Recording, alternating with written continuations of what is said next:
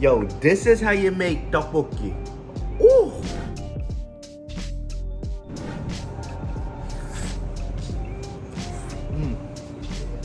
Amazing. So vegetable is only scallion and some cabbage, and then of course some rice cake and some fish cake. And this is all the ingredients that's gonna take place. So here we have some pepper paste, pepper powder, some soy sauce, some ketchup, don't worry about that, some oyster sauce, some garlic, some sugar, some corn syrup, and some black pepper. And if you really want to make it to restaurant style, throw some of these joints in, you know what I mean? The Korean street style, it takes a lot of goddamn MSG or the tashida, but don't tell nobody. All right, so now we're ready to cook. All right, so first thing first, 2 cups of water, 2 tablespoons of pepper paste, aka gochujang.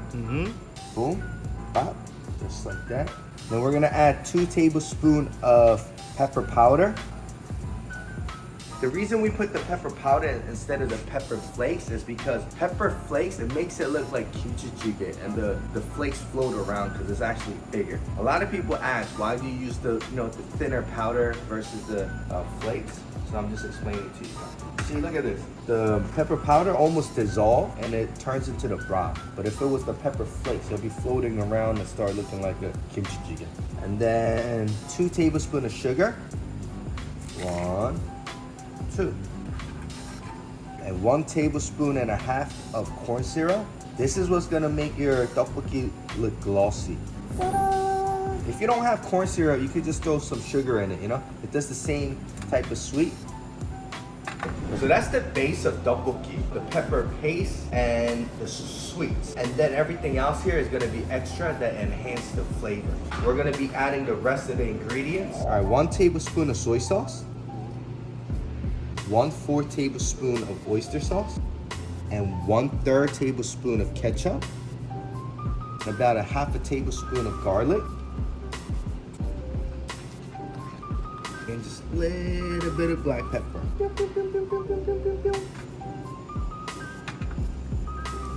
So tteokbokki is a Korean street food. It's literally equivalent to like a hot dog in America. It's like the cheapest actually street food out there, and you're wondering like, why does it taste so good? Why does it taste so much better when I get it in the streets than when I make it at home? And this is honestly the secret, There's a little bit of MSG or some beef tashida, or you can even throw a little bit of that ramen soup in there. You know what I mean? So if you don't have beef tashida or MSG, just pop these open, throw some ramen soup, all right? But for today, we're just gonna add about maybe like 1/3 tablespoon of beef tashida.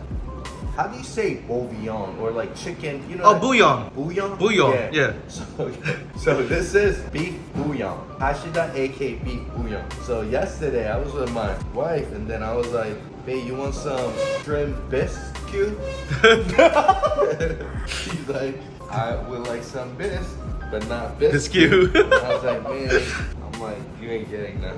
You know English is my second language. Yeah, so I'm such a fob, right? That can you tell I'm a fob? I don't know. Can you tell I'm a fob? Not really, no. Yeah, so I played it off by being like Philly, right? Yeah, right. People are like, oh, he from Philly, but I'm like, oh, thank God no one would ever notice, Like, but I'm a fob, yo. Like one time I walked into a market and then I walked into this bull Philly and then I was like, yo, let me get that oregano. And then he was like, what you want? And I was like, oh, let me get that. And being in Philly, whenever you're insecure, you say loudly, like, oregano.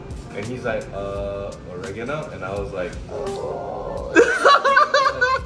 So a lot of these spices I never grew up with. Another thing is English is a hard language, man, but I don't know. Do you guys ever have anything like that? Calling shrimp biscuit or calling oregano? All right, so the stock is ready to go. Again, if you wanted to even make it a better stock, before you put all the spice, you could have threw this in. What this is seafood stock. What it consists inside of is dried anchovy, kelp, and some radish. That would actually even make your stock even better. But this is already flavorful, man. This is street food. And street food, they just bang it out fast. A lot of people on the internet, they try to make it sound like this is some advanced food, but this is street food, dog. This is hot dog. It's like trying to Michelin star a hot dog. Like, we don't do that. All right, so here we had 300 grams of rice cake. Boom. So today we're using wheat flour cakes instead of rice flour cakes. This actually tastes a lot better, You can see it's a little thinner, looks better. Boom. So that's about 200 grams of rice cake. just like that. That in half, and we're gonna cut it in another half. Throw that in there. Now we're gonna bring this to boil, okay?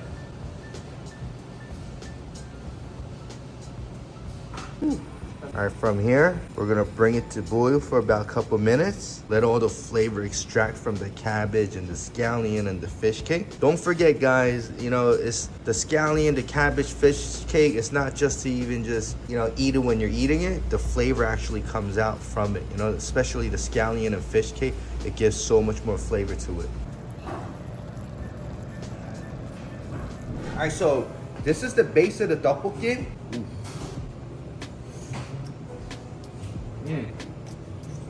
Ooh, perfect. And from here, if you like it more sweet, just add a little bit more sugar in there, you know? And if you like it a little bit more spicy, feel free to put some pepper paste and pepper powder. But this here is the ultimate base for a tteokbokki. From here, you be the chef, you know? Can't teach you everything, though. You gotta make it to your liking, you know? Don't sit there saying, oh man, this doesn't taste like... This is the base. Make it more sweeter, make it more spicier, add more MSG or whatever you wanna do, and make it to your recipe, all right? Ooh.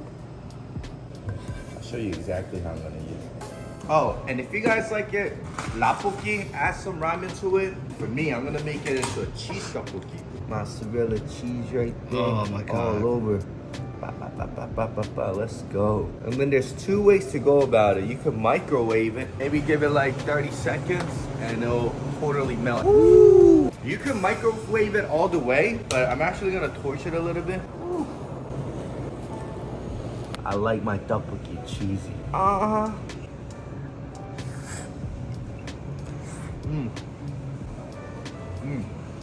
How is it, chef? Amazing. Some people on the internet is like, yo, what's up with the Koreans with the obsession with the cheese? I don't know, man. We didn't have cheese back in the day, so now we got it and we gonna have it all, you know? That's the only logic I have, you know? But if you like cheese tteokbokki, throw some cheese in it. If you like it more soupy, make it more soupy. But this is really the base of all the tteokbokki. Try it out. I hope you guys enjoyed this video. Make sure to like, comment, share, and all that. And I'll see you guys in the next video.